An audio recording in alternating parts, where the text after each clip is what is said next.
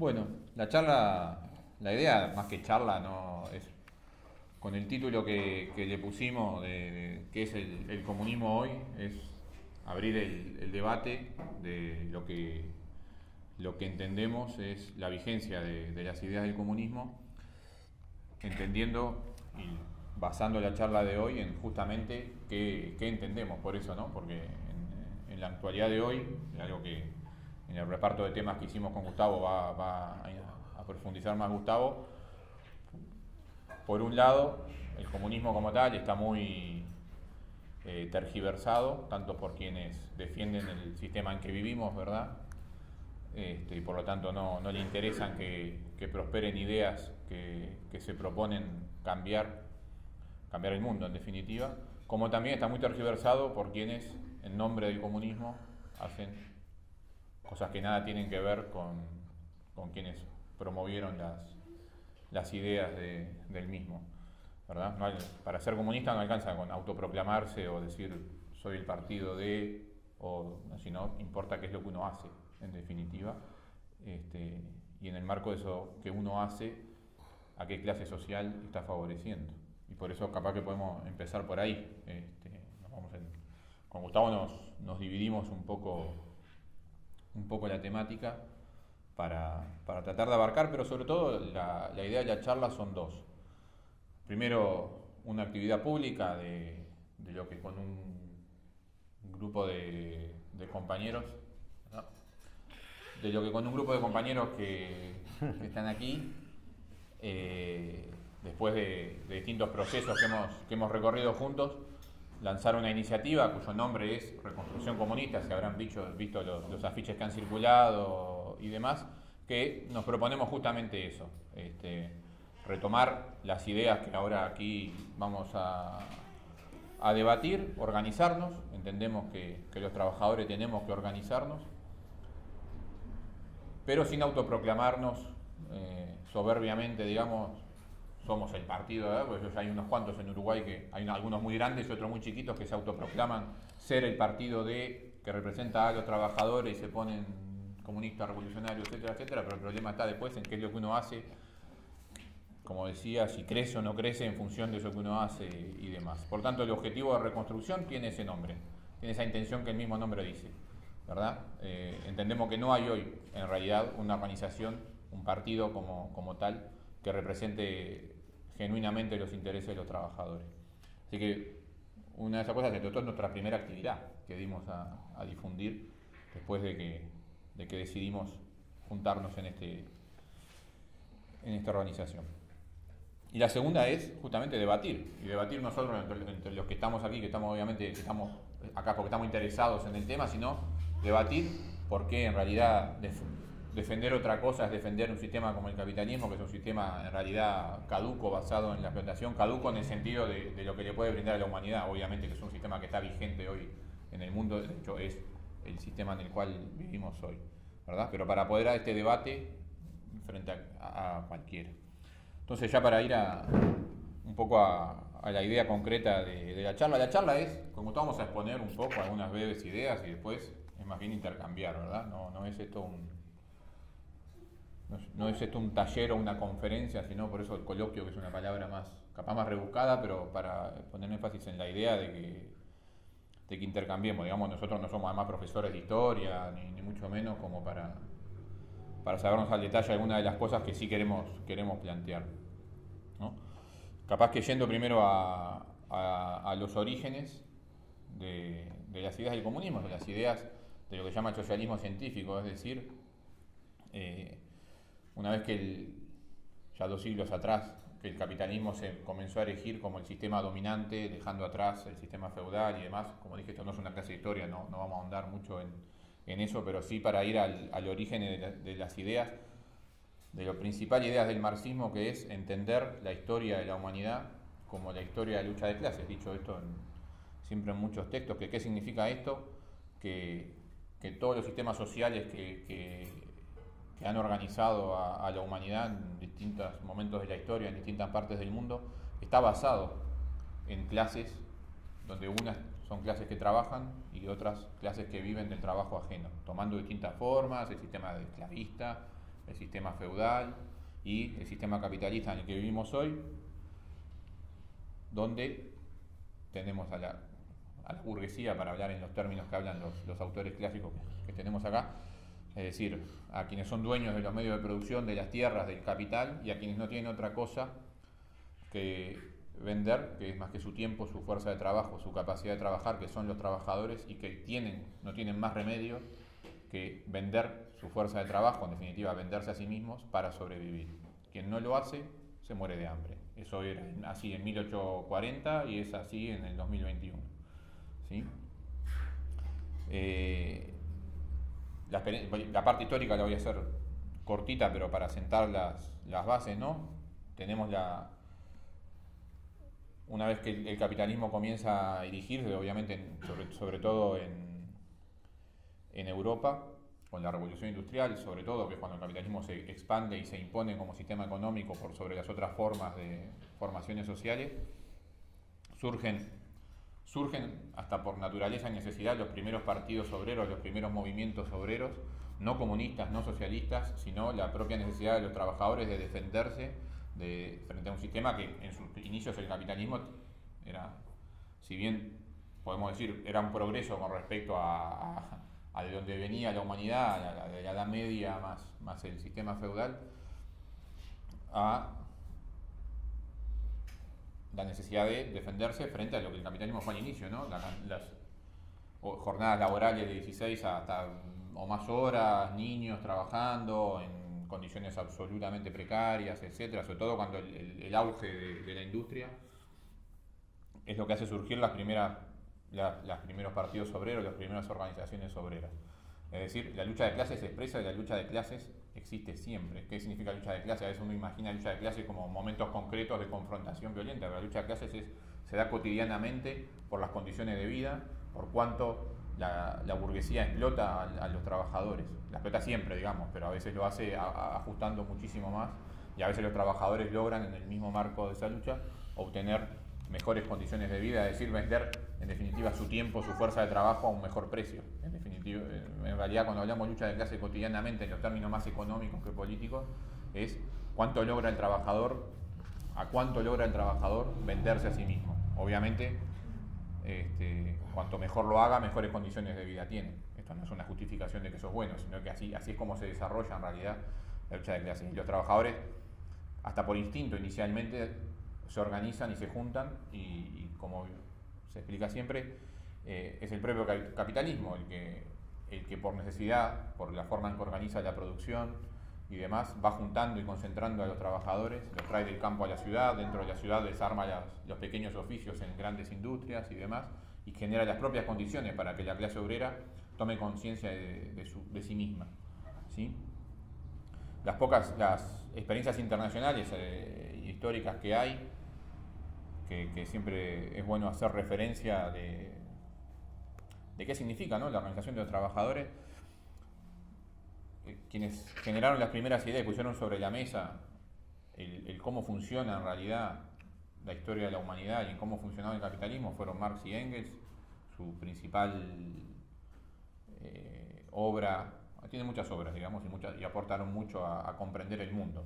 La que resume y condensa las ideas del socialismo es el Manifiesto Comunista, aquel folleto donde el movimiento comunista que se estaba formando en ese momento condensa un programa político para la clase trabajadora. Por primera vez, el Manifiesto Comunista, más allá de su rol histórico que ha cumplido, en ese momento fue la primera vez que aparecía un programa de la clase trabajadora, la clase trabajadora entendido como los trabajadores entendiéndose cuál rol ocupan en el sistema que estamos, pero además proponiendo sobre la mesa cuál es su sistema económico, a dónde se quiere ir. ¿Sí? Eso es en realidad, cuando hablamos de qué es el comunismo, la sociedad a la que queremos llegar. Y el Manifiesto Comunista significa, en términos históricos, la primera vez que se pone sobre la mesa un programa propio de los trabajadores en cuanto a qué sociedad queremos los trabajadores. Ese es el rol que juega el Manifiesto Comunista. Obviamente es un texto que, para quienes puedan leerlo, no solo pone sobre la mesa dónde queremos ir, sino que lo hace basándose en entender y comprender bien cómo funciona el capitalismo, qué rol tienen las clases sociales, cómo se componen las clases sociales, ¿sí? y plantea también la necesidad de que la clase obrera, para conquistar su sociedad, tiene que organizarse, ¿sí? Que la burguesía tiene todos los medios para dominar, que la dominación de la burguesía comenzó siendo económica, pero se transformó en dominación política una vez que derrocó a todas las otras clases sociales que venían antes, digamos, la aristocracia y demás. Digamos, la burguesía comenzó expandiéndose como una clase que fue adquiriendo poder en términos económicos hasta que conquistó el poder político. Y lo que plantea el marxismo es que los trabajadores, para conquistar su sociedad, no solo tienen que despojar a la burguesía de su poder económico, sino que además tienen que conquistar el poder político. Es decir, tienen que conquistar la capacidad de organizar a toda la sociedad. La primera experiencia que se da, aun cuando todavía el movimiento obrero en el mundo estaba poco desarrollado, no sé si todos conocen la experiencia de la Comuna de París, que se da en términos muy específicos dentro de una guerra que estaba viviendo Francia, ¿sí? Francia tuvo muchísimos acontecimientos de corrido durante siglos, fue una sociedad muy movida, digamos, pero muy posterior a la Revolución Francesa, que en realidad la Revolución Francesa, que siempre nos la plantean, porque obviamente la Revolución Francesa es por excelencia la revolución burguesa, la revolución donde la burguesía toma el poder e impone, no solo impone y toma el poder político, sino impone su visión del mundo, ¿sí? Los términos de libertad, fraternidad, igualdad, son la libertad y la igualdad en el capitalismo, digamos, es la libertad de la burguesía. Que lo que pasa, obviamente, comparado con el sistema aristocrático francés y en general de la época, por supuesto que significa un progreso para la humanidad. Pero es importante señalar que la Revolución Francesa, después hay otras revoluciones, hasta la propia independencia de Estados Unidos y demás, que toman los mismos principios, hasta las propias independencias de los países, de nuestros países, están basados en lo mismo, ¿sí? En la Constitución que se generó en la Revolución, en la Declaración Universal de los Derechos del Hombre, son la visión del mundo de la burguesía y los conceptos de libertad y de igualdad vistos desde la clase dominante, ¿sí? Que obviamente son las ideas que influyen a todos y que dominan por algo, son la clase dominante. Perdón que me extendí ahí, yo quería llegar a la Comuna de París, solo para marcar que la Comuna de París es el primer hecho histórico donde es la clase obrera, genuinamente la clase obrera, la que toma el poder, ¿sí? Eso se da en París en el año 1871, porque la burguesía con el presidente francés, con Napoleón Bonaparte, con Napoleón III, que es el sobrino de Napoleón Bonaparte, entra en guerra con Alemania, en aquel momento Prusia, y en realidad es derrotado y humillado y firma una rendición que básicamente sometía a la miseria al pueblo francés, que es en París, donde está mayormente compuesto ese pueblo por clases de trabajadoras, porque Francia era un país rural, y toma el poder. A mí me encanta este tema, entonces capaz que me puedo hablar una hora de la Comuna de París y no era la idea. Pero bueno, la Comuna de París, que es una experiencia que tiene muchas enseñanzas, de hecho es una experiencia que el propio Marx, cuando está gestándose, señala como inconveniente, diciendo que no están las condiciones dadas, que los trabajadores de París no tenían todavía la organización suficiente para poder ejercer el poder y el gobierno. Pero bueno, en términos concretos, la Comuna de París significó la insurrección de la clase obrera de París, que apoderándose de las armas del ejército, disolviendo el ejército, generando milicias populares, echando a los burgueses de París, ¿sí? Tomando medidas que alumbraban qué significaba, ¿no? Ahí todavía no había un programa obrero ni nada, sino los trabajadores que se vieron con el poder en la mano, discutiendo en asambleas y demás, comenzaron a implementar lo que ellos veían como su sociedad: educación para todos, expropiación de las casas, condonación de las deudas, devolución de las herramientas que habían sido empeñadas para poder comer por muchos obreros. Estoy yendo rápido en esto porque sé que la Comuna de París tiene mucho más cosas. Separación de la Iglesia del Estado y sobre todo apropiación de las fábricas y organización de la producción. Pero también es una enseñanza importante en términos de por qué fue derrotada la Comuna de París. La Comuna de París duró un mes, ¿sí? Y es ejemplarizante y es aleccionadora, y fue aleccionadora para la clase obrera, no de París, sino del mundo, por dos cosas. La discusión principal obviamente tiene que ver, y siempre está sobre la mesa cuando hablamos de estas cosas, sobre el uso de la violencia. ¿Por qué? Porque el pueblo de París se rebeló, tomó las armas, le quitó las armas al ejército burgués, ¿sí?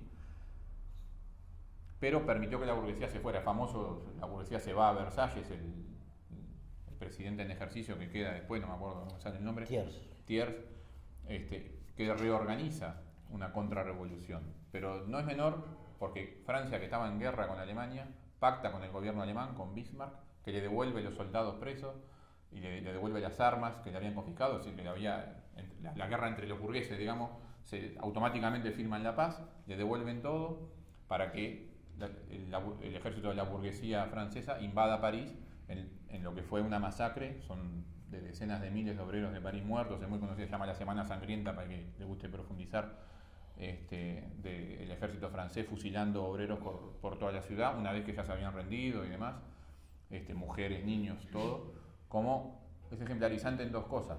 En lo que después el propio Marx escribe como el principal error de los obreros parisinos, de no eliminar a la burguesía, no reprimir a la burguesía en el momento dado, sino de darle la oportunidad de que se escaparan, pensando en que el propio ejemplo de los obreros y la nueva sociedad a construir iba a convencer al resto de Francia de ir por el mismo camino, y eso nunca pasó, ¿sí? Y de cómo la burguesía, ya no francesa, sino en general, sabe cuál es de verdad su peligro, sabe cuál es el peligro de los trabajadores organizados, y el ejemplo de que la burguesía alemana, que estaba en guerra con Francia, termine la guerra automáticamente, no solo eso, sino que el ejército alemán ya había rodeado París, se vaya para permitirle al ejército francés recuperar la ciudad. Eso es ejemplarizante en cuanto a que las clases dominantes sí tienen muy claro que son la clase dominante, tienen muy claro cómo funciona el capitalismo y tienen muy claro que tienen que someter a la clase trabajadora, y no vacilan ni un pelo, ni un milímetro en hacerlo cuando lo tienen que hacer, ¿sí? Yo capaz estoy siendo un poco desordenado en cuanto al orden, pero lo que aporta el marxismo tiene que ver con dirimir entre muchas corrientes del movimiento obrero que cuando el capitalismo comenzó a avanzar y la explotación se hace evidente, surgen como necesidad, o surgen instintivamente la necesidad de pensar una sociedad diferente, de cambiar el mundo, etc. Existen muchas corrientes, y dentro de lo que se llama socialismo también existen muchas corrientes. Estaba lo que se llamaba el socialismo utópico, es decir, quienes pensaban que por describir cómo sería la nueva sociedad todos íbamos a estar de acuerdo, la burguesía también iba a estar de acuerdo en organizar la sociedad de un modo diferente. ¿Sí? Utópico, la palabra lo dice, es utópico, la burguesía no entrega sus privilegios y su lugar de dominación solo porque le parece que hay una forma mejor de hacer las cosas, ¿sí? Están quienes, oponiéndose al capitalismo, pretendían volver hacia atrás, digamos, ¿no? Porque uno tampoco, por oponerse al capitalismo, podemos plantear que era mejor vivir como en la Edad Media, digamos, ¿no? Es un hecho objetivo que la propia dinámica del capital generó el desarrollo de la técnica, de la tecnología y demás. Por supuesto que ese desarrollo de la técnica y de la ciencia está basado en producir más y sobre todo en explotar mejor a la clase trabajadora. Es decir, que en el mismo tiempo podamos producir más, pero que no se traduce en aumentos salariales casi nunca para los trabajadores. De fondo es en poder sacar aún más beneficio del sistema. El marxismo lo que aporta es una visión científica de cómo funciona la sociedad capitalista, una visión objetiva. Cuando digo objetivo, es quitarle la carga emocional, la carga subjetiva, ¿sí? Esto es azul porque es azul, no es azul claro o azul oscuro. Eso ya es por comparación, o porque a mí me parece un poco mejor, un poco peor. Lo digo capaz como un ejemplo medio tonto, pero sirve para ejemplificar. El marxismo aporta una visión objetiva, que no se trata de los malos y los buenos, sino de entender bien cómo es el desarrollo histórico, de qué rol juegan las clases sociales y de por qué la humanidad, la historia de la humanidad, como bien lo voy a parafrasear literal, la historia de la humanidad es efectivamente la historia de la lucha de clases, la historia de la confrontación entre clases sociales con intereses que aunque a veces se quieran presentar, porque la burguesía hace eso, presentar como intereses comunes son intereses antagónicos, irreconciliables, ¿sí? Cuando nos hablan de sociedad en general, de la nación en general, de los uruguayos en general, se oculta las diferencias de clases que efectivamente existen y que son efectivamente cómo se organiza la sociedad capitalista, ¿sí? Por eso el marxismo es una visión histórica, es un programa para la clase obrera, pero además es ciencia, ¿sí? Es entender objetivamente cómo funciona el mundo. Y lo otro que aporta el marxismo es entender qué rol juega el Estado, que esto también es, y aquí es importante, y se va para la visión que se tiene hoy, ¿no? La burguesía, como todas las clases dominantes a lo largo de la historia, logran presentar al Estado como aquello que está por encima de la sociedad para que todo funcione bien, para regular las contradicciones, ¿no? Para arbitrar entre las diferencias de clase y demás. Y eso es falso. En el capitalismo, pero en todas las formas en que la humanidad se organizó, el Estado es en realidad una forma de organizar la dominación de la clase que está en el poder, ¿sí? Por eso decía hoy, la necesidad de conquistar el poder político por parte de quien quiera dominar, ¿sí? La burguesía conquistó el poder político porque desplazó a la aristocracia y cambió la forma del Estado, eliminó al rey, a la aristocracia, a la nobleza y creó los estados como los parecidos a como los conocemos hoy, ¿sí? Pero el Estado, de hecho el Estado originalmente, hoy el Estado es complejo, ¿no? Tiene un montón de aristas y de cosas a su cargo. Los estados originarios fueron, o sea, lo que generó los primeros estados fueron la necesidad del monopolio de la fuerza, el monopolio de la violencia, es decir, quien puede ejercer la opresión era solo el Estado, por eso, haciendo más gráfico que el Estado es una herramienta de dominación, ¿sí? Por más que después se revista como algo que está por encima. Es falso que el Estado está por encima. El Estado es la forma en que se organiza la clase dominante para ejercer su dominio, ¿sí? Lo hace a través de todas las aristas del Estado, incluso, hasta es polémico esto, incluso a través hasta de la educación. Eso no quiere decir que uno esté en contra de la educación pública, por supuesto que estamos a favor de la educación pública, del acceso a la educación para todos, pero la educación misma, el contenido educativo, cuando está regido por dar una visión del mundo, una visión de la historia, una visión determinada de cómo suceden los hechos, nunca les van a enseñar la Comuna de París en los términos vistos de la clase trabajadora, por poner un ejemplo, ¿sí? Nadie nos enseña la independencia del Uruguay como el avance de la burguesía en Uruguay o el avance incluso de la burguesía inglesa para instalar sus mercados acá, sino como el Uruguay que se independiza y demás. Diciendo con esto que hubiera querido ser colonia española, no, ¿sí? Pero el Estado en todas sus aristas, incluso en la educación, es en realidad un instrumento de dominación, no solo de dominación a través de la violencia, que obviamente la ejerce cuando tiene necesidad de ejercerla, sino también es la dominación a través de imponer determinada visión del mundo y de la historia, determinados valores, determinada hegemonía cultural y demás.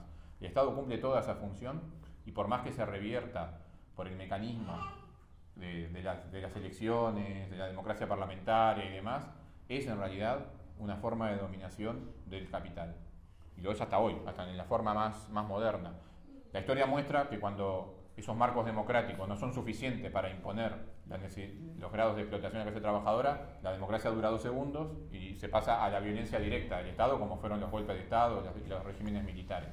Pero por más que vayamos desde una dictadura militar a la democracia más plena, que obviamente en esos términos podemos preferir la democracia más plena porque da más condiciones a los trabajadores para organizarnos, en todas sus condiciones el Estado siempre es un órgano de dominación. Y no depende además, porque lo que importa acá, a mí me interesa llegar a esto porque no se trata, a veces se confunde mucho con qué es ser comunista o más fácil qué es ser de izquierda o de derecha, ¿no? Hay cierta idea de como que ser de izquierda o ser comunista es en esta sociedad que vivimos queremos más o menos intervención del Estado, ¿no? Parece que es eso, la derecha, la calle, los liberales quieren que el Estado no intervenga en la economía y los de izquierda quieren que el Estado regule todo, ¿sí? Parece que esa es la discusión. Entonces, si me interesa, si soy muy de izquierda, quiero que el Estado haga todo, y si soy un liberal, quiero que el Estado nada más marque algunas normas y no se meta en nada.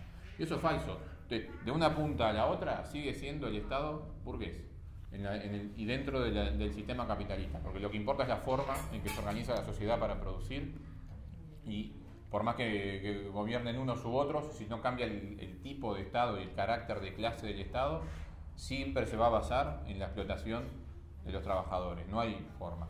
La historia reciente del Uruguay lo demuestra, ¿no? Pueden gobernar unos, pueden gobernar otros, ¿sí? Unos pueden tomar medidas que en el marco del capitalismo pueden favorecer un poco más o un poco menos a los trabajadores, pero de fondo la sociedad no cambia, la pobreza no se elimina porque la pobreza es intrínseca a la explotación, porque la explotación capitalista necesita para impulsar a la baja los salarios, que es el precio de la fuerza de trabajo, necesita un grado de desocupados, de gente que viva mal y demás, ¿sí? Porque esto está basado.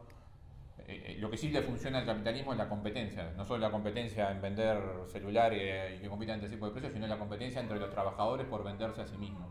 Y eso impulsa siempre a la baja los salarios, que es el precio de nuestra fuerza de trabajo.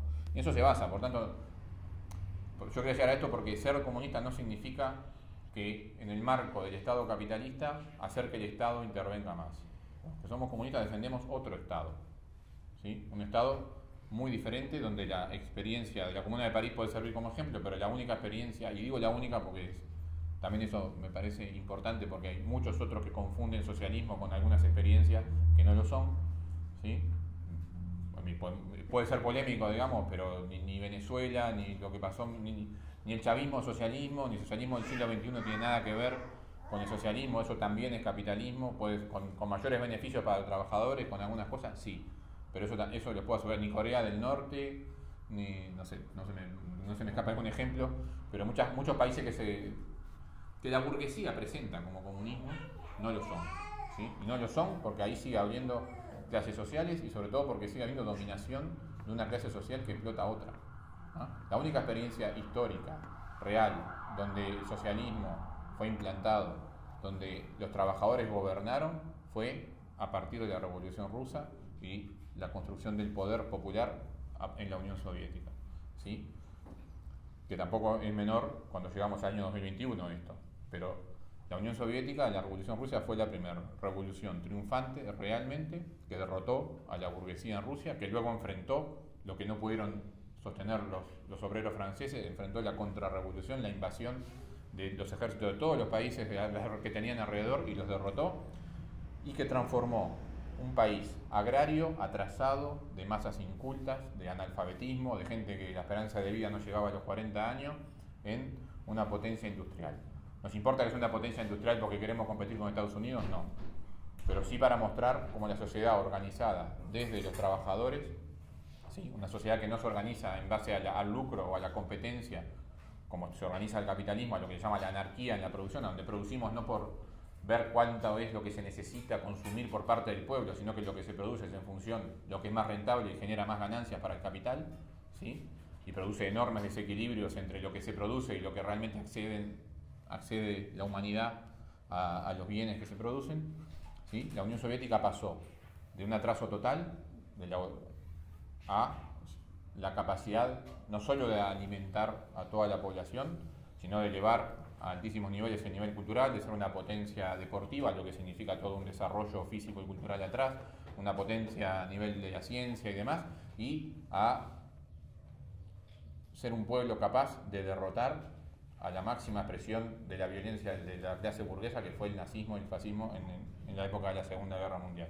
Que a pesar de que vía las novelas y Hollywood se quiera mostrar otra cosa, quienes derrotaron al ejército nazi fueron los obreros de la Unión Soviética con el ejército rojo, que no era un ejército regular, sino era el ejército del pueblo, con una capacidad industrial de producir el armamento que a veces parece una tontería, pero no lo es. Haber podido igualar el poder militar del fascismo, viniendo de un país que 30 años atrás apenas podían comer y que tenían que arar la tierra con las manos, no tenían ni un tractor, a poder producir. A veces decimos tanque de guerra, sí, pero produjeron la capacidad industrial de darle de comer a los decenas de millones de rusos y además poder enfrentarse a eso, ¿sí? Es un ejemplo de cómo es un sistema económico mejor, superior, ¿sí? Ahora, ¿cómo era el Estado? ¿Era la Unión Soviética un Estado como el que vimos nosotros, pero más justamente dirigido por comunistas? No. El Estado soviético y el Estado, cuando hablamos del Estado de los trabajadores, es un Estado radicalmente diferente. Radicalmente diferente. Es un Estado donde los trabajadores son la mayoría y la burguesía es la minoría y sigue habiendo Estado. Yo quiero retomar la definición de Estado. Estado sigue siendo la dominación de una clase sobre otra. Entonces, en el socialismo sigue habiendo un Estado cuya función sigue siendo la dominación. La diferencia enorme es que es la dominación de la clase mayoritaria sobre los explotadores, ¿sí? El concepto al que quería llegar, la dictadura del proletariado, un concepto bastardeado, tergiversado, convertido en mala palabra, ¿sí? Es, en términos objetivos, la dictadura de los trabajadores. Hoy vivimos, aunque nos lo quieran dibujar de 20.000 maneras y aparezca muy libremente, en la dictadura del capital, ¿sí? Por eso decía, dije al principio, esta es una charla también polémica. Hoy vivimos bajo la dictadura del capital. Vivimos acá, en Estados Unidos, en Francia, en China, en donde quieran, elijan el país que quieran. A veces es más explícita, a veces está dibujada como la ley de la libertad, pero vivimos bajo la dictadura del capital, porque la libertad en el capitalismo es la libertad para quien puede en realidad ejercerla. Y las grandes mayorías en este mundo no la pueden ejercer. Yo puedo ser libre de viajar a Miami. El problema es si realmente puedo. ¿Y cuántos trabajadores, solo para hablar del Uruguay, pueden elegir realmente qué hacer? Y viendo las condiciones económicas de hoy, o para ser más gráfico, en el mundo. ¿Cuántos miles de estamos en un mundo donde más de la mitad de la humanidad apenas tiene para comer? Si el capitalismo fuera la tierra de la libertad, no habría 20.000 abogados en el Mediterráneo cada año tratando de irse de su propio país, ¿verdad? Esa es la libertad de ir a morirte de hambre a otro lado o de morirte directamente. Por eso, por más que la dibujen de 20.000 maneras, no vivimos en un sistema económico basado en la explotación. Que esa explotación necesita mecanismos de dominación, claramente, que esa dominación no hay que pensarla simplemente como un garrote, que lo usan como pasó en Chile, en Colombia hace poquito, ¿no? Porque cuando las clases dominantes quieren ajustar, ajustan. Cuando lo pueden hacer en los términos que ellos mismos definen, lo hacen, pero si necesitan recurrir a la violencia, recurren sin problema y queda mucho más explícito cuál es la función real del Estado, ¿no? El ejército colombiano, para poner un ejemplo donde masacran a los trabajadores cuando se organizan, el ejército colombiano no es un ejército pensado para andar conquistando países, ¿no? Es un ejército cuya principal función es reprimir a los trabajadores colombianos. Y usé el ejemplo de Colombia porque hace menos de un año así lo hicieron, asesinando a sangre fría a cualquier dirigente obrero que quisiera organizar a 3 o 4 trabajadores. Así directo, ¿sí? Después estamos en la Uruguaya, acá parece que eso no pasa, ¿no? Podemos hablar, pero eso se lo dejo a Gustavo de ¿Por qué la burguesía no tiene que recurrir a la violencia en el Uruguay, sino que alcanza con transar la paz social con alguno ahí? Pero esa le toca a él. Yo a lo que quería ir es a que por más que nos la dibujen, la democracia en la que vivimos es la democracia para elegir cada 5 años quién va a administrar el capitalismo en nuestro país. Que unos lo pueden administrar más o menos, favoreciendo a unos más a otros, pero eso no quita la esencia, ¿sí? Y esto lo digo en términos generales. Aún así, es inevitable favorecer algún sector de la burguesía, porque de eso se trata. A unos les gustará favorecer a la burguesía del campo, como los que están ahora en el gobierno quizá, a otros están más predispuestos a cierta burguesía ciudadana. Todos los que han gobernado han sobre todo sometido los intereses del país a las necesidades de las burguesías extranjeras, es decir, de las multinacionales. El caso uruguayo sobran ejemplos, desde el acuerdo reciente del puerto con este gobierno, al acuerdo con UPM, o a la cantidad de campos vendidos para plantar soja, y así podemos seguir, o la venta de todos los frigoríficos, etcétera, etcétera. Es decir, por más que alguno, no importa lo que se diga ser, sino lo que se hizo. Y para cerrar esto que me ha quedado, creo yo, un poco desordenado, yo puse como ejemplo la Unión Soviética, ¿sí?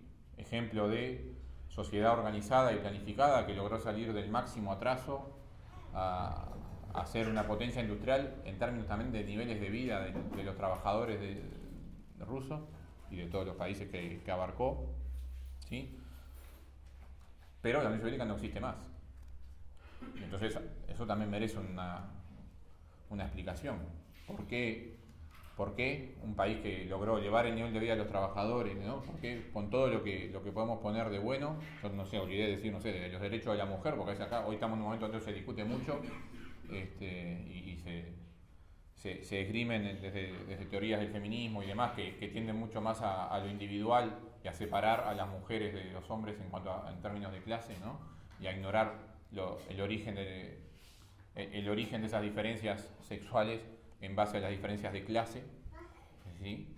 En donde la Unión Soviética, para cualquiera, hay compañeras que sé que lo manejan bien, muchas de las cosas que hoy se reclaman en la Unión Soviética ya estaban totalmente conquistadas en cuanto a términos de derechos para las mujeres. O sea, entonces, volviendo hay que explicar qué pasó, ¿sí?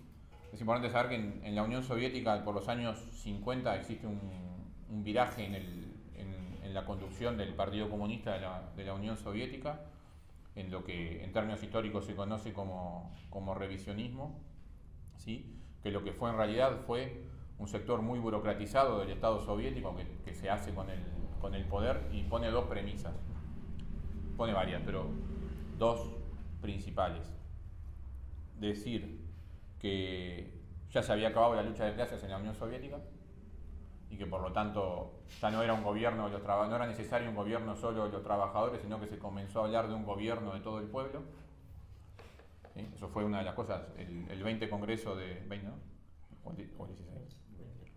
El 20 Congreso de la Unión Soviética en el año 56 es el principal viraje ideológico de la Unión Soviética. No sé que cayó en el 91, pero si uno quiere encontrar las causas reales, tiene que ir por ahí.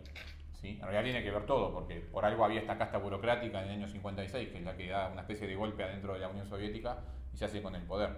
Eso significa que en la Unión Soviética, que podemos defender desde el año de la Revolución Rusa, del 17 hasta el 56, ¿no? La Unión Soviética de Lenin, después de Stalin, la que enfrentó a Hitler y lo derrotó, etc., errores también cometió, justamente.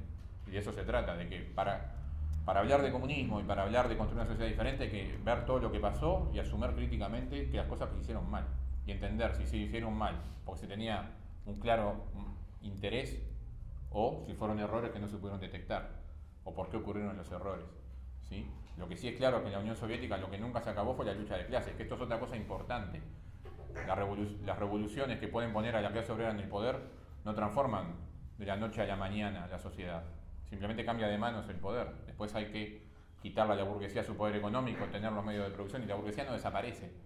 De hecho, esa es la historia. La burguesía no desaparece de la noche a la mañana. Sigue intentando vez tras vez retomar el poder. A veces por las armas, a veces por la dominación cultural, que tampoco cambia de la noche a la mañana, ¿no? O sea, los hombres y mujeres, no por derrotar a la clase dominante, automáticamente se despiertan con valores distintos y principios distintos. Los hombres y mujeres, para construir una sociedad diferente, provienen de esta sociedad. Y eso hay que comprenderlo muy bien.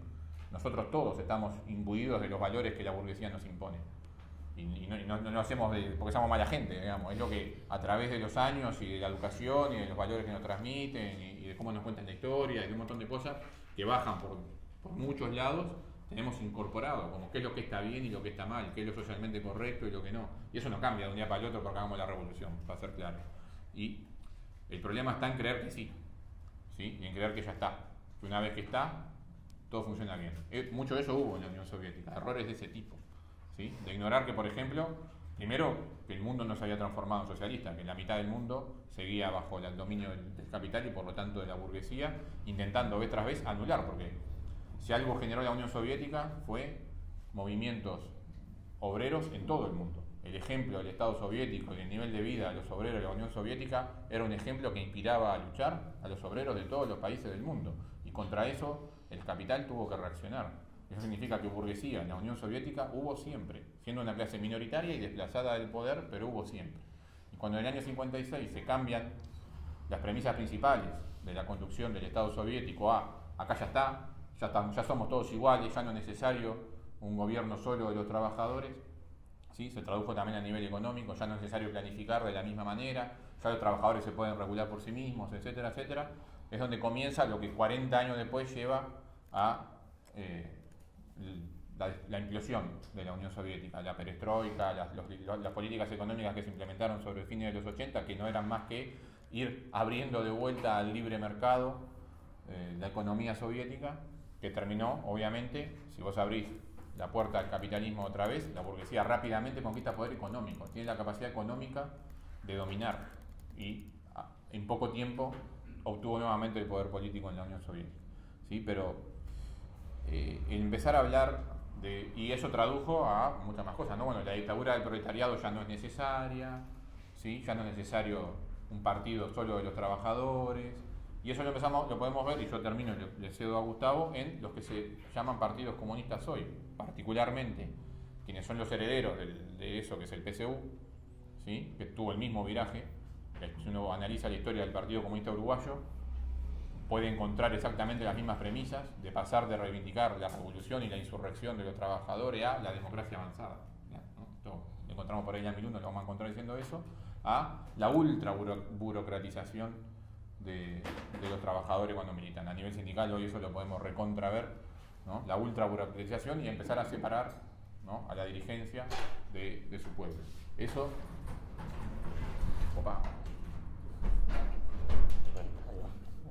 eso que hoy lo podemos ver, eso que hoy lo podemos ver incluso en los partidos actuales, tiene su origen hace 60 años, 70 años, en este cambio conceptual. Cambio conceptual que no son otra cosa que elementos ideológicos, ¿no? Porque de fondo, de lo que se trata es de qué ideología se defiende. Ideología solo hay dos. Después puede haber 70 partidos que quieren hacer cosas y se organizan y demás, pero ideología solo hay dos. La burguesía, la ideología burguesa o la ideología de los trabajadores. Porque ideología es la concepción del mundo, ¿sí? La concepción del mundo que la ideología dominante es la que permea todo. Yo digo ideología de los trabajadores como cómo comprendemos el mundo y hacia dónde queremos ir. Es obvio que en el capitalismo la burguesía logra dominar en términos ideológicos y la mayoría de los trabajadores, por más que sean la parte explotada de la sociedad en el capitalismo, viven con los valores de la burguesía y entienden el mundo como la burguesía lo quiere que entiendan. De eso se trata. Si no la revolución sería una papa, ¿no? El problema es, y con esto le cedo a Gustavo, que el capitalismo genera las condiciones para que la clase obrera se organice.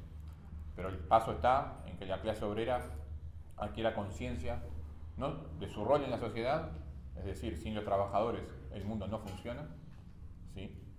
Es mentira la lógica burguesa donde tenés trabajo gracias al patrón que te dio la posibilidad de trabajar y que fue el que arriesgó porque invirtió, y ese es el discurso en general, ¿no? O sea, vos tenés trabajo gracias a que hay un empresario arriesgando acá. Mentira, sin el trabajo humano la sociedad no funciona y los que trabajan son los trabajadores, ¿sí? Eso, que es falso, ¿sí?, es lo que debe ponerse sobre la mesa. Yo me volví a entreverar, pero es que me entrevero porque si no le saco a Gustavo una parte. Tranquilo. Pero un poco como resumen, lo que nos importaba poner sobre la mesa es la vigencia de la sociedad del comunismo en tanto a cómo comprendemos la sociedad, en tanto a que los trabajadores tienen no solo que enfrentar en el marco del capitalismo al capital por mejoras en sus condiciones de vida, sino que hay que poner sobre la mesa un programa propio que significa un proyecto de sociedad diferente, un proyecto de sociedad de los trabajadores, ¿no? Ese es el eje central de eso. Así que le dejo a Gustavo que reordene. Compañeros y compañeras que aceptaron esta invitación, algunos que los conocemos hoy, otros camaradas de todas las horas, no es muy frecuente que sucedan cosas como estas, ¿no? Que un grupo de gente se junte una primavera de tarde a discutir qué cosa es el comunismo hoy o qué cosa es ser comunista hoy. Menos frecuente aún es hacerlo en el marco de esta simbología que nos rodea. Y yo quiero felicitar a quienes hicieron este trabajo, porque también en esto de la desfiguración histórica, en esto de cambiarnos la historia, también nos han cambiado estas ideas de qué mostrar y qué no mostrar, de qué sentir orgullo y de qué no sentir orgullo. Yo antes de entrar en los 4 o 5 temas que brevemente pretendo desarrollar o aportar al debate, quiero decir que si alguien pasa por ahí distraído y mira hacia adentro y ve esto, seguramente concluya 2 cosas. O que esta es una reunión de locos, que en el pleno siglo XXI están discutiendo qué cosa es ser comunista cuando el capitalismo se pasea por el mundo enseñoreado como la única realidad posible. O que nos fugamos todos del Parque Jurásico y nos encontramos acá de nuevo para discutir entre nosotros. Porque por algo que decía Federico, porque las clases dominantes han instalado la idea en la sociedad que la reivindicación del comunismo es producto de lo viejo, de lo vetusto, de lo trazado, de lo derrotado, de lo ahistórico, de lo atemporal. Y que lo nuevo es el capitalismo. Lo victorioso, lo triunfante, lo que reina. Y para nosotros es exactamente al revés. Lo nuevo es por definición lo que todavía no tuvo lugar. Y lo que todavía no tuvo lugar en el mundo, o tuvo lugar por un brevísimo periodo de tiempo, fue un gobierno de los trabajadores, por los trabajadores y para los trabajadores. Eso es lo nuevo. Y lo viejo que se presenta como nuevo es un ordenamiento social basado en una apropiación privada del trabajo social, que es el capitalismo, que no ofrece más a la humanidad que la reproducción ampliada de la injusticia, la desigualdad, la miseria, la violencia, la guerra y lo que vivimos todos los días. Entonces los que aparecen como portadores de lo nuevo son en definitiva los que representan un modelo histórico determinado, condenado a desaparecer en su propia evolución. Ahora, como también se dijo, no va a desaparecer el capitalismo, no muere de muerte natural. No va a desaparecer simplemente por el determinismo económico, porque la multiplicación de la injusticia va a alumbrar la conciencia de la humanidad hasta que un día terminamos con el capitalismo. Va a desaparecer si hay un sujeto social, política y socialmente organizado dispuesto a derrotarlo. Y entonces, si nosotros tenemos que definir acá la pregunta que dio origen a este coloquio, ¿qué cosa es el comunista hoy? ¿O qué cosa es el comunismo hoy? Empezaríamos por decir, reconocer que el capitalismo es una relación social injusta, irracional, inhumana, destinada a desaparecer, y que para el cumplimiento de esa tarea, es decir, para ofrecerle definitiva sepultura al capitalismo, en nuestra opinión sigue estando llamada la clase obrera.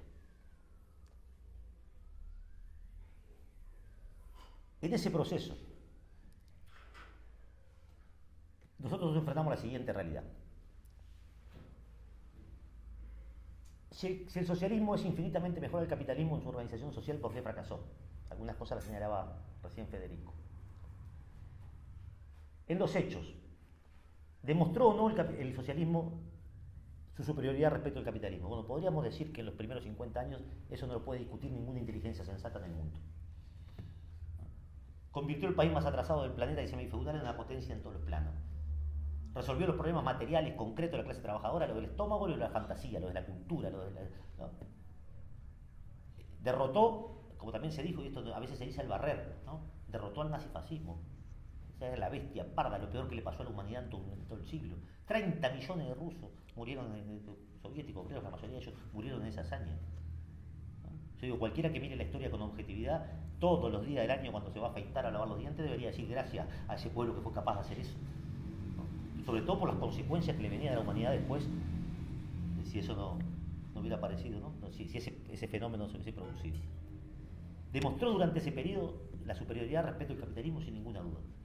Ahora, en el seno de ese proceso hubo contradicciones, problemas, a nombre del socialismo se hicieron barbaridades, sobre todo de los años 50, de la mitad de los 50 en adelante, sin ninguna duda, y hay que decirlo también con toda claridad. Y eso determinó su derrumbe. Ahora, ¿en qué lugar nos ponemos nosotros ahí? Y ya nos metemos en los temas. Para ser claro, así que porque un grupo de burócratas de burócratas, podríamos decir cosas peores, haya hecho cualquier desastre en nombre del capitalismo y del socialismo, nosotros nos tenemos que esconder abajo los ladrillos del muro de Berlín y no podemos decir más que el capitalismo es una inmundicia y que se puede construir un mundo distinto. ¿Y por qué?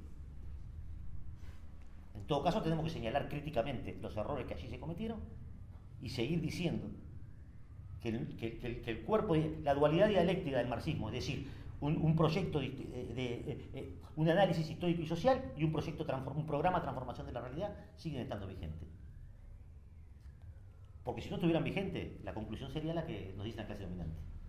El capitalismo es el fin de la humanidad, lo que equivale a decir la humanidad no tiene más destino. Este es el destino, ¿no? El que se señalaba acá, el que algunos se mueran ahogados, el que otros coman o dejen de comer en relación a otras cosas, en que vivir o morir depende del tamaño de tu billetera, en donde lo que conocemos todos y lo que vemos, ¿no? O, si vamos un poco más allá, Afganistán, el marxismo dice, la historia es el motor, ¿verdad? La historia es el motor que hace avanzar a la humanidad, ¿no? Eso es cierto, ciertamente. Ahora, a veces también tiene freno de mano y marcha atrás. Si vamos a Afganistán hoy, vemos mujeres que volvieron a la Edad Media, por ejemplo. Después de 20 años de intervención imperialista y cientos de miles de millones de dólares gastados ahí. Entonces, digo, para ver en qué lugar y en qué situación estamos. En Uruguay, las ideas avanzadas, las ideas de izquierda, las ideas del movimiento obrero, tienen sus orígenes en la segunda mitad del siglo XIX sobre todo producto del proceso migratorio de obreros europeos, muchos de ellos, de los cientos de miles de exiliados de la Comuna de París, muchos llegan acá, franceses, italianos, españoles, herederos de la Revolución Cantonalista, en fin, son los que introducen las ideas del socialismo en Uruguay. Por entonces muy fuertemente influenciados por los procesos de la Comuna de París, por los debates que se daban en el término de la Primera Internacional, en 1872, ahí se da una pelea entre Marx y Bakunin. Bakunin, ustedes saben, es la expresión más encumbrada del pensamiento anarquista de la época. Allí se da el proceso de formación de los primeros sindicatos en Uruguay. Y entrado el siglo XX, el proceso fundacional del Partido Socialista entre 1905 y 1910. El Partido Socialista que tiene influencia, digamos que disputa por primera vez con ciertos sectores de anarquismo la influencia sobre la clase obrera, ¿no? Dirigido por un hombre que se llamaba Frugoni, un doctor, abogado, fue rector de la universidad, era un polemista de FUT en la prensa de la época, un fino intelectual, en fin. Triunfa la Revolución de Octubre en 1917, este es el acontecimiento más grande en la historia de la humanidad desde el punto de vista de la clase obrera, digamos, cambia la humanidad, obviamente eso de los debates se instalan en el movimiento obrero uruguayo, ¿ah? Se empieza a tomar posición, un sector toma posición entusiasta, abierta, en defensa del proceso soviético y del partido de Lenin en aquella revolución, otro sector cuestiona aspectos como por ejemplo la dictadura del proletariado o ciertas otras cosas. En ese marco de definición, de ebullición, de convulsión, de debate del movimiento obrero, Lenin funda la Tercera Internacional después de romper con la Segunda Internacional, y en el año, esto es un proceso rápido, la Segunda Internacional se parte, la Internacional era el Partido Internacional de la Clase Obrera, ¿no? La Segunda Internacional se parte a partir de la tradición abierta de un sector de la socialdemocracia que vota los créditos de guerra, digamos, ¿no? Digamos que en su parlamento habilita que los obreros vayan a matar a otros obreros en nombre de la patria y de la cuestión, ¿no? Lenin, que no hace una sola concesión nunca en toda su obra a las ideas del revisionismo, a las ideas de la socialdemocracia, a las ideas, ¿no? Ha tenido una extraordinaria flexibilidad táctica siempre, ¿no? Era Lucas creo que decía que Lenin era un práctico de la teoría y un teórico de la práctica, ¿no? O sea, un individuo con una enorme capacidad de flexibilizar su táctica. Ahora, nunca hizo una concesión ideológica.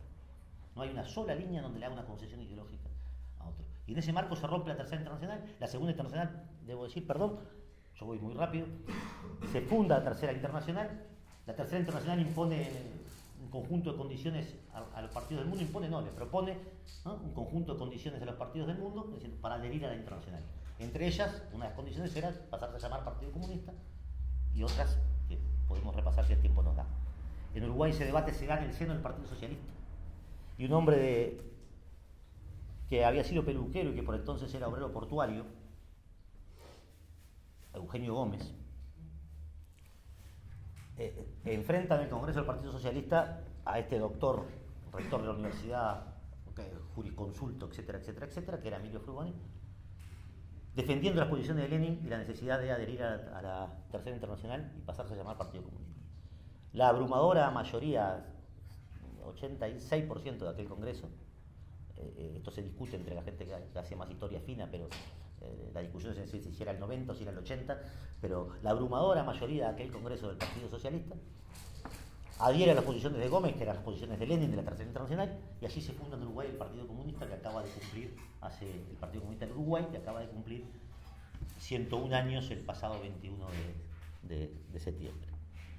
Este hombre Gómez luego es diputado, Gómez es un constructor de partido, un dirigente sindical en la Federación de Obreros del Puerto, pero además a nivel internacional, en la Internacional Sindical Roja, que era la coordinación internacional de los sindicatos de la Tercera Internacional, da un impulso importante al movimiento obrero. Hasta entonces el movimiento obrero era dirigido por los anarquistas, que con enorme coraje, digamos, y con mucha valentía, todavía defendían los sindicatos por oficio, ¿no?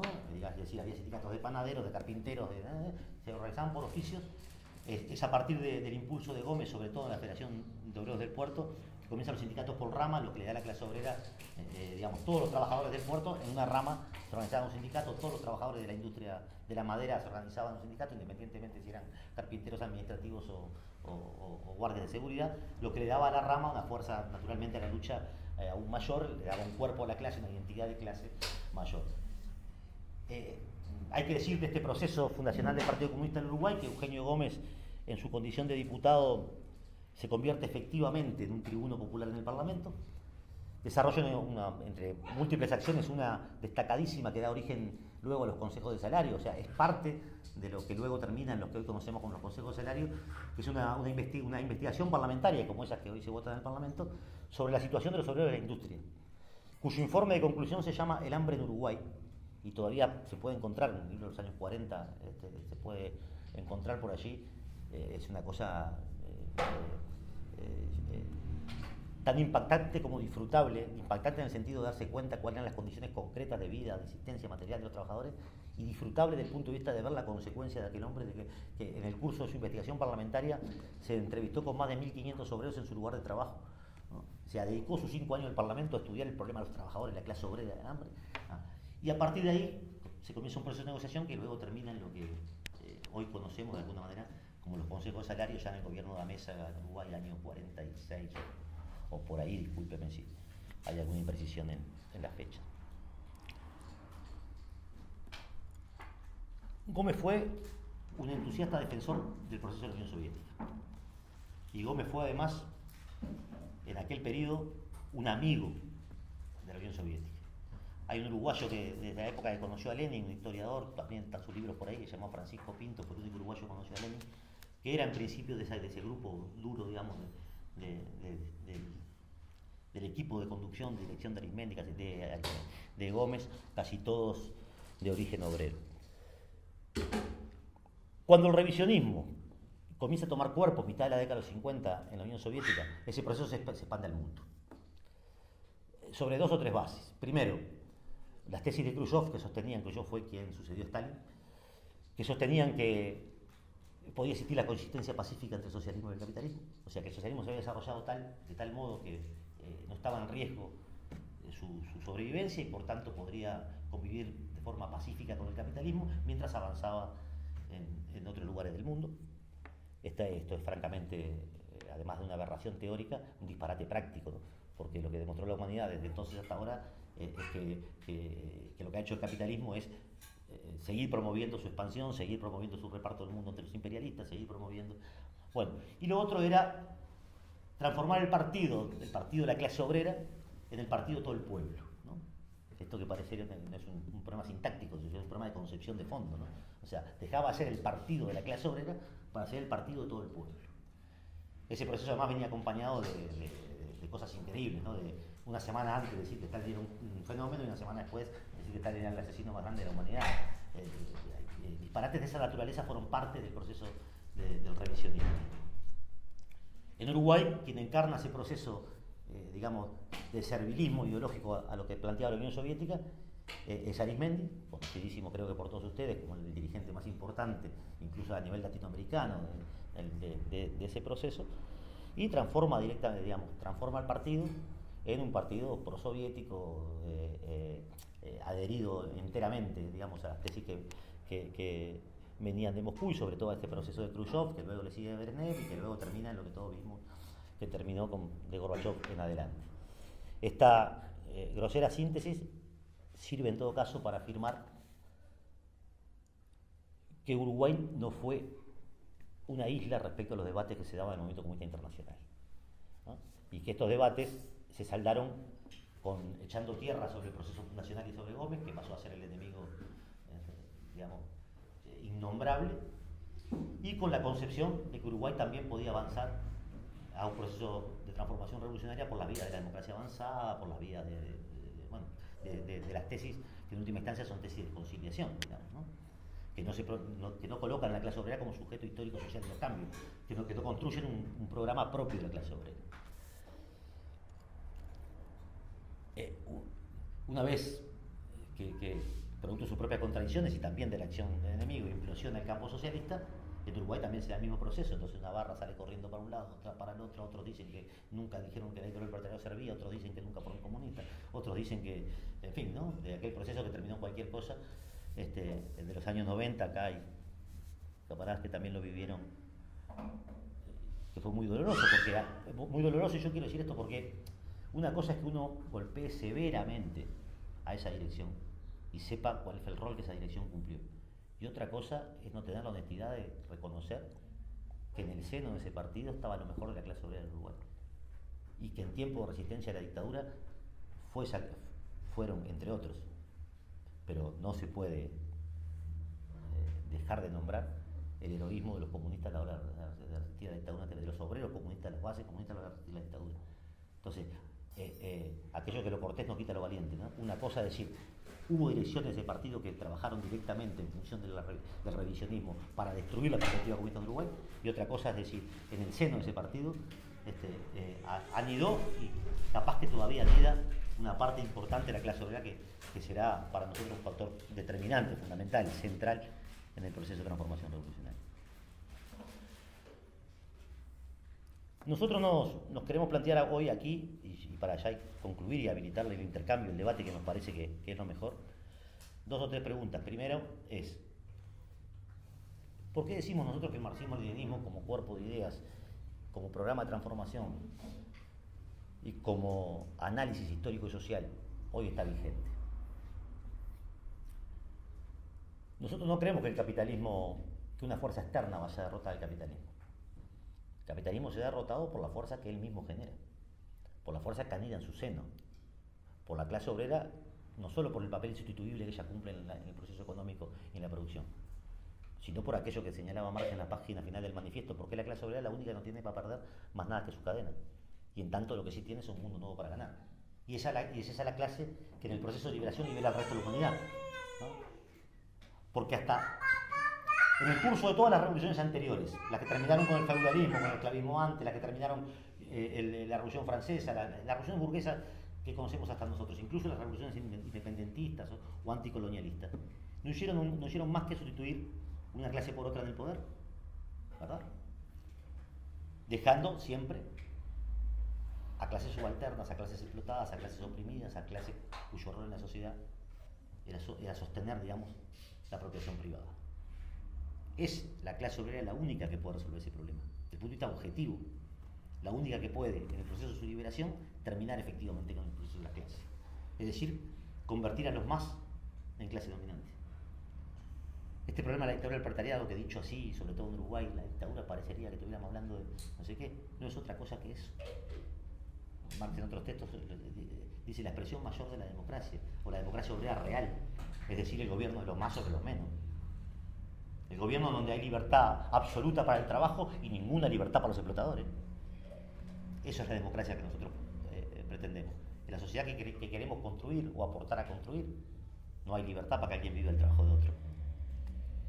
Y el trabajo dejará de ser, aquello que también señalaba Engels cuando hablaba de la situación de la clase obrera en Inglaterra, dejará de ser el martirio donde el trabajador huye de la fábrica como quien huye de una peste, para ser el lugar donde el trabajador se realice, donde crea, donde desarrolle la asociación libre con otros trabajadores, donde el tiempo utilizado para el trabajo no sea el tiempo utilizado para la explotación, sino para el disfrute general de una sociedad que se organiza por el trabajo.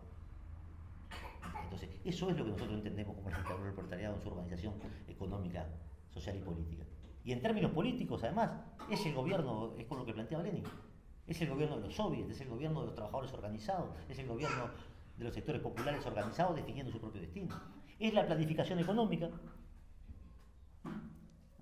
que coloca las necesidades de los hombres y mujeres por encima de las inmundicias del capital, que dice cuánto podemos producir, cómo podemos producir y de qué manera lo podemos distribuir, de manera tal de asegurarle al conjunto de la humanidad las condiciones mínimas para su desarrollo y sobrevivencia. Entonces, ¿por qué no podemos hablar de eso? ¿Y por qué no podemos decir hoy en el siglo XXI nosotros seguimos defendiendo la perspectiva de la revolución obrera y de la construcción de la dictadura del proletariado como alternativa para la humanidad? Y cuando decimos como alternativa para la humanidad, esto también lo dijimos muchas veces, pero parece que está bueno por lo menos problematizar sobre esto. Seguramente existan sectores sociales, intelectuales, capas medias, pequeña burguesía incluso, que tengan interés en el socialismo como idea. Ahora, la clase obrera y los sectores populares del mundo entero, más que interés, tienen necesidad del socialismo. Solo el socialismo le puede resolver comer 3 veces por día, tener vivienda, salud, educación, perspectiva para su familia, para sus hijos, etc. Solo. Entonces, es una necesidad objetiva, hay que contemporaneizar la revolución, hay que colocarla en el orden del día, hay que hablar de ella para hoy, no como un problema en fin. Si esto fuera así o más o menos así, ¿cuáles serían nuestras tareas hoy? Y yo acá voy a resumir y voy a decirlo de modo grosero, en el sentido de que prefiero que la fundamentación de esto surja del debate entre nosotros. La tarea más importante que, en mi opinión, debe asumir hoy quien tenga ganas de sumar su tiempo y su esfuerzo a pensar cómo construir un mundo nuevo es organizarse políticamente en una organización que coloque en el centro del debate el poder de los trabajadores. Esa es la principal tarea que se me ocurre a mí hoy que debemos afrontar. Organizarse políticamente, cohesionarse ideológicamente, disciplinarse en la militancia, digamos, colectiva, en aras de ese objetivo que nos planteamos, ya no como aspiración, desde el punto de vista aspiracional, ¿no? Ya no como allá en el horizonte utópico, sino en la realidad concreta, en la de hoy, en la de los hombres y mujeres de hoy que trabajan en el mundo de hoy. Esas tareas, las de organizarse en el partido, la de construir el partido, la de construir un partido de nuevo tipo, la de construir un partido con un apego indisoluble, indivisible a las ideas del marxismo-leninismo, de construir un partido con capacidad de acción sobre la realidad. Esas son, a mi juicio, las tareas de este momento, de esta etapa, que lejos están de proclamarlas alrededor de una mesa y decir nosotros los aquí reunidos somos el verdadero. No, eso sería una pedantería intelectual y además sería explícitamente inútil en la realidad. Lo que estamos haciendo es, en todo caso, colocar la discusión sobre la necesidad de esa herramienta política para dar ese proceso en donde naturalmente que las clases dominantes no se suicidan y que las clases dominantes no renuncian a sus privilegios sin la acción organizada, porque una fuerza material hay que oponerle otra fuerza material capaz de derrotarla, ¿verdad? Entonces la construcción de la organización revolucionaria en esta etapa y en el mundo de hoy no solo es clave, sino que además es lo que ofrece pertinencia a nuestra teoría. Es pertinente porque sirve para esto, ¿no? Es pertinente porque es el cuerpo de ideas que nos permite avanzar en la transformación de la realidad. Y para eso también se precisan aquello que también señalaba Lenin, hombres y mujeres que no consagren a la revolución sus tardes libres, sino toda su vida. O sea, vincular, pensar en que nosotros seamos capaces de aumentar los niveles de gravitación e incidencia sobre la realidad, de modo tal que nuestra vida se oriente hacia ese objetivo.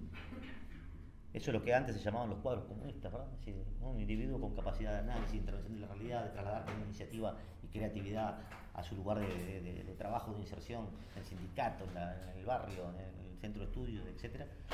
La línea de motivar la organización, de agitar la propaganda, de colocar las ideas justas. Y esos desafíos se enmarcan y ahora sí termino en serio, en la idea de cuando nosotros planteamos hace un ratito hay que contemporaneizar la revolución, es decir, hablar de la revolución hoy, porque nosotros estamos acostumbrados a hablar de la revolución de un siglo atrás o de imaginarla para un siglo para adelante.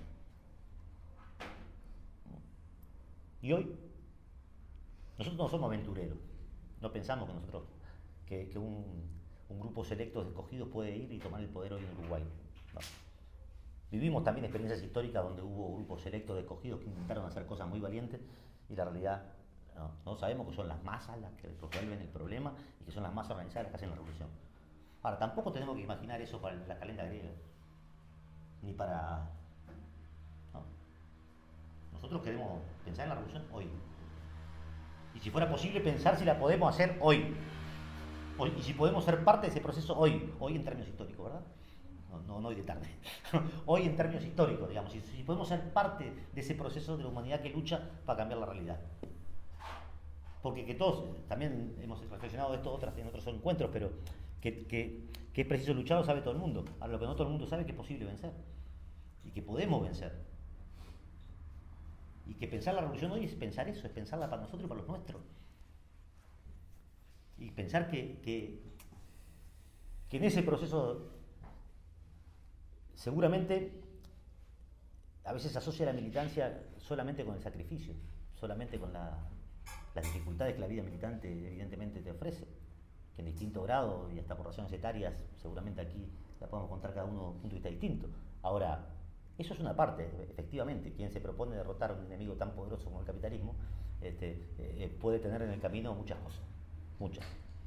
Algunas cotidianas, como quedarse sin trabajo, y otras un poco más trascendentes, como hasta perder la vida en el camino. Sin embargo, también militar no es simplemente el sacrificio. También militar es un modo de prefigurar los valores de la sociedad que queremos construir. Y también militar es encontrarnos en colectivo dándole sentido a la vida. Es decir, ¿no? La vida no es ir a trabajar para el patrón toda la vida, no sé qué, sino si yo le dedico 8 horas de mi vida a generar la plusvalía del patrón, ojalá le pueda dedicar otros 8 a combatirlo. Por lo menos, las otras 8 a combatirlo. Y ojalá me pueda pensar a mí mismo, no como el colaborador pasivo del capital, que lo único que hago es ir a negociar a la mesa del sindicato el 0,7% del salario, 2 pares de lentes y un tratamiento odontológico, sino que además soy capaz de levantar también en el seno de mi sindicato un proyecto de sociedad. Y decir, no me alcanza con esto, sino que quiero ir por lo siempre ajeno. Y pensar que eso puede ser real y posible. Y para eso, además de todo lo que aquí se dijo, se precisa discutir mucho. Y se precisa colocar también los elementos vinculados a cuál es el momento en donde la clase obrera llega ¿dónde se da la crisis revolucionaria? Aquello que en términos clásicos se decía, cuando los de arriba no pueden vivir más como hasta ahora y los de abajo no quieren vivir más como hasta ahora, ¿no? Ahora, para que eso ocurra tiene que haber un estado mayor, para decirlo en términos clásicos, una vanguardia, y esa vanguardia es la clase obrera organizada en su partido, por lo menos así, modestamente lo queremos nosotros, y queremos discutirlo también con otros, ¿no? Y también cuando vivimos en una sociedad cada vez más violenta, cada vez más, donde se barbarizan las relaciones sociales, también queremos decir que no hay nada más violento que el capitalismo, en términos concretos y en términos históricos, ¿no? Porque si nosotros proclamamos abiertamente, como también lo dice el manifiesto del Partido Comunista en su página final, ¿no? Libro de 1848, que estos barbudos que están ahí tenían uno 30 años y otro 28 cuando escribieron el manifiesto. Dice sobre el final, nosotros proclamamos abiertamente que queremos derrotar por la violencia a la burguesía.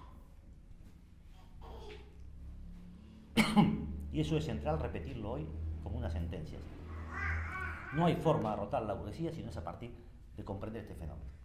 También decía Lenin, no se es marxista solamente asumiendo la idea de la lucha de clase, que por cierto era persistente a Marx. Se es marxista quien hace extensivo la idea de la lucha de clase a la idea de la dictadura del proletariado y a la idea de la insurrección proletaria.